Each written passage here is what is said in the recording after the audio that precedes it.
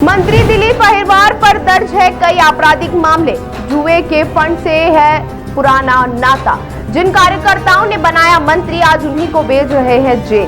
बछौन मंडल के समर्थकों में भारी आक्रोश, अपनों पर ही सितम ढा रहे हैं मंत्री जी। सत्ता का नशा जब सिर चढ़कर बोलता है तो जनसेवक तानाशाह बन जाते हैं। मध्य प्रदेश की चंदला विधानसभा आज एक ऐसे ही दौर से गुजर रही है जहां लोकतंत्र नहीं बल्कि सिर्फ दबंगी का डंका बजता है। कहने को तो वन मंत्री है, लेकिन उनके कारनामे किसी खौफनाक फिल्म की पटकथा से कम नहीं। मिलिए चंदला के स्वयंभू सुल्तान और वन मंत्री दिलीप अहिरवार से। जनता ने जिन हाथों में क्षेत्र की किस्मत सौंपी थी, आज वही हाथ जनता का गला घुटने पर आमदा है। आलम यह है कि अगर अपने मंत्री जी के खिलाफ या उनकी पार्टी के खिलाफ जुबान खोली तो समझ लो जेल की सलाखें आपका इंतजार कर रही हैं। यहाँ अभिव्यक्ति की आजादी नहीं बल्कि मंत्री जी की मर्जी चलती है।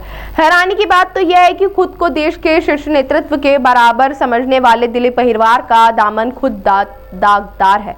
साहब का पुराना रिकॉर्ड खंगालिए तो जुए के फंड से लेकर कई गंभीर आपराधिक मामले पुलिस की फाइलों में दर्ज मिलेंगे।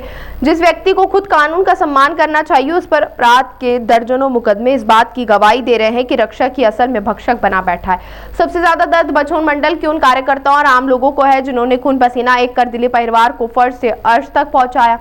पूर्व विधायक राजेश प्रजापति का विरोध सिर्फ इसलिए किया ताकि दिलीप अहिरवार की छवि सुधर सके, लेकिन मंत्री बनते ही साहब ने रंग बदल लिया। कल तक जो कंधे बनकर साथ चले थे, आज उन्हीं अपनों को जेल की काल कोठरी में ठूसना मंत्री जी का नया शौक बन गया है।